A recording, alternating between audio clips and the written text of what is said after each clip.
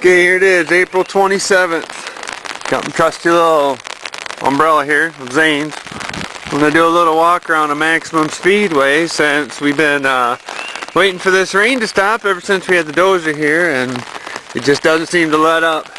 You can see across the street here we have neighbor's pond. I don't know if you'll be able to see it very well through the trees or not, but we have Thornapple River right across the street. Probably, oh, I'd say about 100 yards away, and you can see the water is been over the banks for quite a few weeks now, and that's it gets pretty close to the house. Never really gets up too much up that ditch right there, but nonetheless it gets pretty full, and it just gets so filled up with water, man. I tell you, we can't really get anywhere with getting any work done because we've had so much water the past few weeks. We'll have about a day of dry and then it'll start raining again. So this is what we did with the hill here. If you remember the pictures before, this should be all trees. And when I had the property surveyed, there's our corner stake right there, the front of the house. And so we got to keep this culvert clear because this is the culvert that runs all the rainwater from the hills back there, back behind the house. It comes right across the road here and goes over to the river area. So this is the part we always got to keep cleared out. Well, here's the drive we put in so we could at least get back to the back of the property. I've only been on this once with pickup since the dozer got here because it's been wet, so I've just been letting things settle so I don't pull up any big ruts or anything. And this ended up being my property stake, which I thought it was, almost down to the bottom of that hill. Ended up being right there, so we made the drive pretty much right over to it. Here's some of the rain runoff. And this is going down into the backyard, into the track area. And kind of see how the property line goes kind of crooked. See that one stake right there, and the other stake back there.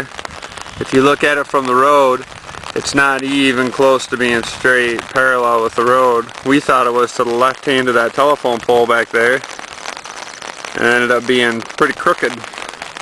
So we worked with what we got, and you see how the water come here. That's why we had to leave this low spot right here. So a lot of the water runs right from the backyard. You can see it running, and it goes over to that little ditch over there till the culvert. Runs right alongside that little valley right there, and that's my neighbor's property over there. The grass is even getting pretty tall because we haven't been able to get on it back here because of all the water. How deep it is right in here. It's just a pile of extra to fill in this part of the big hill that we had to get rid of in the backyard. So when the dozer was here, he took that topsoil off right there, and we've been looking to fill all this back up, but look at this water. I mean, it's deep. Deep, deep everywhere. Standing water. It's been this way for about, I don't know, whatever, 3 weeks, 4 weeks. With that cone right there and that piece of re-rod, that's going to be the Monster Jam side. This side is 40 foot wide from that pole over to that piece of re-rod on the corner of the concrete. 40 foot wide. And over to that pole, it's 100 foot long. That's where the old swing set used to be by the tractor tire. So a 40 foot by 100 foot Monster Jam track. And we'll have a 10 foot area in between the two tracks to put up a driver stand. And then this will be the straightaway. So this will be the straightaway in front of the driver stand. Come down through here. And this is already starting to flatten out. This is going to be like a small, kind of a small berm. A lot of stuff to clear out still. Head into this triple jump, which will be a double single. You know, a lot of this stuff's got to be shaped. This is just a big dozer, so we put it here and in hopes to be able to get out here and work on it, but we haven't been able to touch it because it's just been too wet. So it's to be a double single into a big sweeping corner. Make the corner turn this way, and then we have a rhythm section, either double double double or triple triple, depending on how the truck can get over it. Oh, I'm about falling down in the mud. We keep going. Hit the double, double, double. And then we got a big berm over here. Which all this, when the dozer was here, all this area back here was like a big sponge when the dozer was on it. You're on it, you could actually see the ground sink in probably 8-9 inches, and it sponged right back up when he got off it. So this berm right here all has to be shaped. So once you drive up on this berm, here's the other property pole. Drive up on this berm, make a corner. This will be another straightaway into a rolling double. Not really a big jump, just kind of like a small little roller. Hit this double, and then another double. And look at that. That's just walking across it. Another straightaway, then we got a berm here, which we got to make into a nice berm. Then make a left corner, and here's the big jump, big triple jump. Got to gun it real good. We got to shape these still, and might even be a little bit too far. We don't know yet. Just my head to put it there, but it'll be a good sized jump once we get it shaped. Hit the big triple into a corner, back into the straightaway. We didn't have it as wide as I originally thought that we might have, but it'll be fun for the backyard. I'll tell you, and we're gonna have short course racing, and of course our Supermax is out here. It's gonna be a UE track, #1, and be short course because a lot of people like short course, and we can get people into short course for cheap.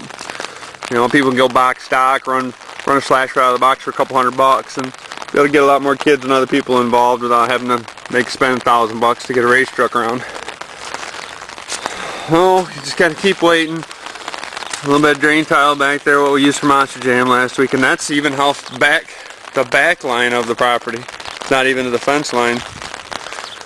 So when they actually plotted some of this stuff out, it's kind of weird how the property lines went, but overall, got to be thankful for just what we have. See all this area back here, it's all uphill.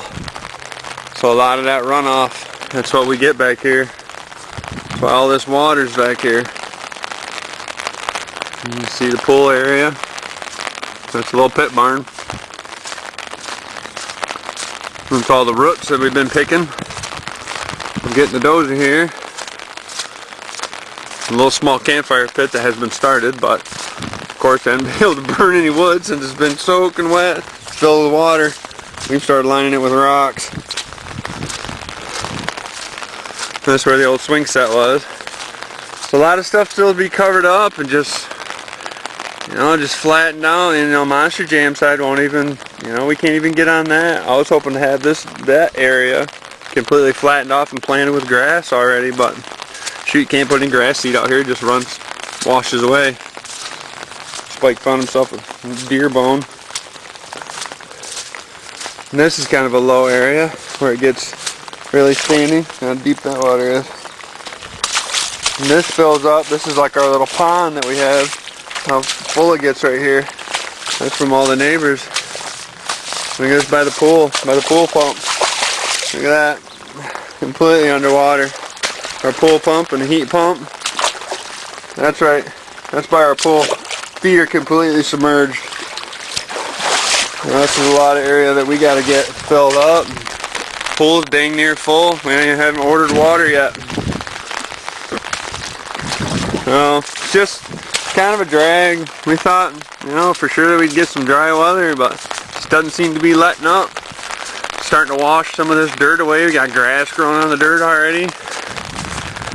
But Mother Nature's going to do what she will, so we just got to keep waiting for it. It'll come around soon enough. Had all them railroad ties in that old picture. We got them all set around the pool last year. A little small landscape. A couple guys come out and did it all, and took them about a week. The guy was a little tiny guy. It was actually kind of comical watching him try to pull some of that railroad ties around. But a lot of this stuff I always got to do by myself, so some of the work takes a while, but like I said, we'll get to it and we'll get her done. Austin and I really want to have this done so we can run his truck, get his driver's stand built. We're going to build a driver's stand about there, right there in the middle, with a little small ramp. We're not going to make it real high. We're going to make the rails